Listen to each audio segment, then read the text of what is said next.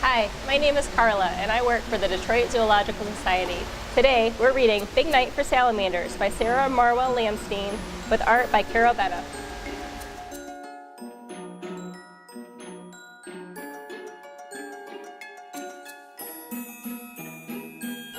Secretive creatures dwell in the forest under crumbling logs and stones and fallen leaves. Hiding by day, emerging only at night, they are the spotted salamanders. Spring, summer, and fall, the salamanders feed on worms and insects. When winter comes, they nestle into tunnels and holes where they sleep until spring rain patters on the forest floor, seeping into the ground, loosening the soil. Deep in their winter burrows, the spotted salamanders stir. Rain tat-tatting on his hood, Evan runs from his school bus up the puddly driveway. He glances at the forested hills behind his house and wonders, will tonight be big night?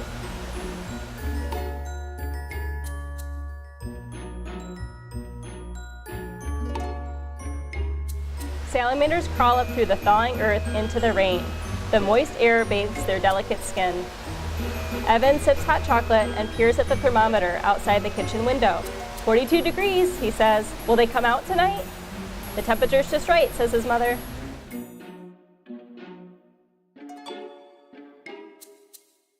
Hidden in the darkness under dripping brush, salamanders creep down the hill, away from their secret forest home, following the scents that they remember toward the pool where they were born.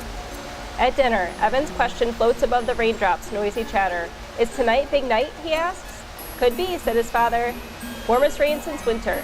Let's go, Evan cries. His father smiles. Soon, he says.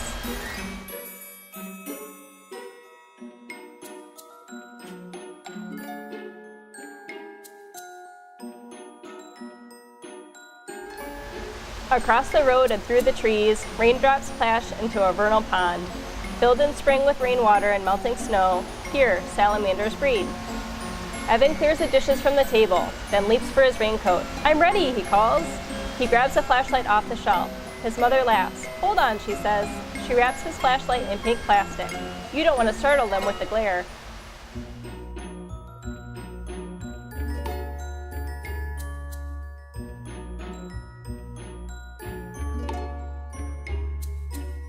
Salamanders scrambling down the slope are nearly at the road.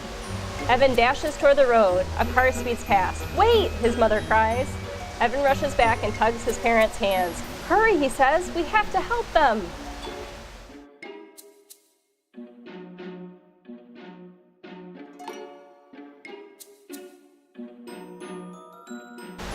Evan casts his light from side to side. Where are they, he asks. He bends quickly toward the road. Here's one, he cries. But he sees it's only a twig swirling past in the pelting rain. Where are they? He demands. The rain comes down harder, pum-pumming on Evan's hood. A salamander inches, silent, onto the hard, wide-open road.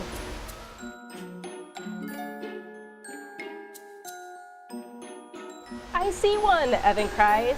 He stuffs his mitten in his pocket and runs toward the salamander. He holds his hand out in the rain. Then, with wet fingers, he lifts the soft, small body, smooth as a rubbery toy. Hey, hi, he says, gazing at the creature he's waited a whole long year to see. You're back! The salamander smells like rain.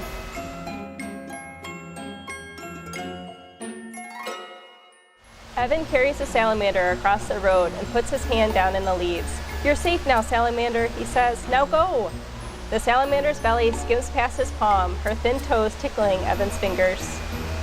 The salamander steps from the boy's smooth fingers and edges toward the brushy bank, journeying toward the vernal pond.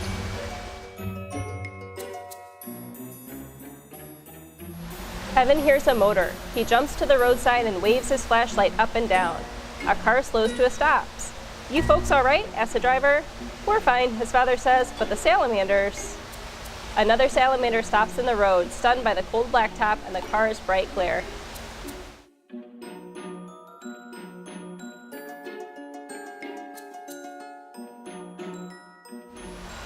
Wait, Evan calls. He picks up the salamander and shows it to the driver. Nice critter, the driver says. They have to go lay their eggs, Evan insists. Please go slowly, says his mother. The driver waves and inches his car off into the night. Evan and his mother move their lights along the road. "Over here," his father calls. Evan runs to his father. "3!" Evan counts. "4!" Both hands are full as he carries the salamanders across the road.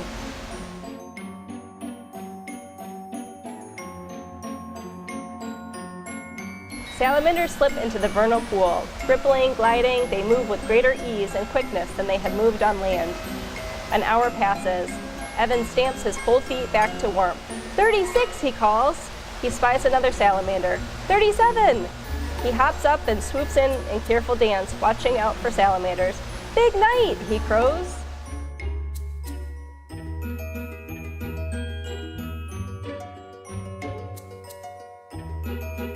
A car comes quickly. Evan waves his flashlight. "Stop," he yells. "Keep to the roadside, Evan," his mother warns. She swings her light in furious strokes.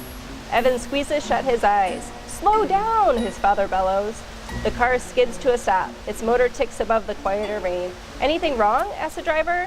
Slowly, Evan opens his eyes. He sees the road is clear of salamanders, and he lets out his breath. "I'll be right back," Evan calls. He races up the driveway.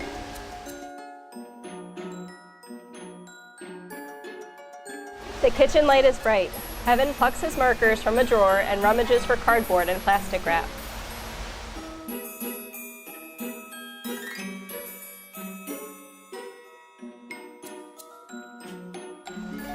Around and around, the salamanders swim in the vernal pool, under and over one another, lashing their tails, churning up the shallow water in a shimmery mating dance before they lay their eggs.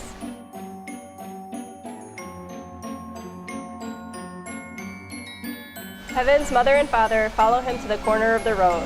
They shine their lights on his sign, dry under the plastic.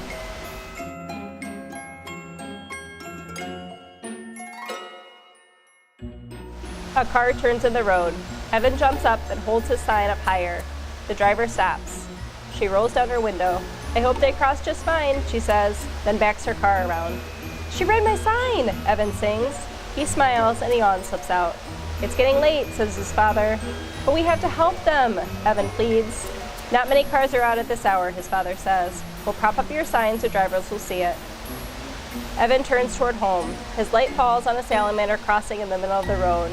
He lifts the spotted creature and places her in the brush. "You'll make it, salamander," he whispers. "Now go."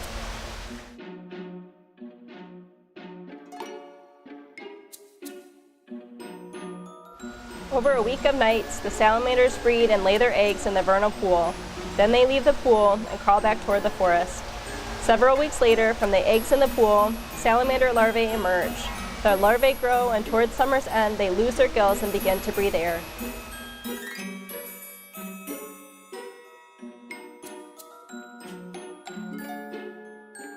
The young salamanders then leave the drying, disappearing water and journey to the upland forest, breathing in the scents of earth and plants along their way. They join the older salamanders in the forest. In late autumn, when the air grows colder, the salamanders nestle in their tunnels and holes, and there they sleep until one rainy night in the next early spring. Big night.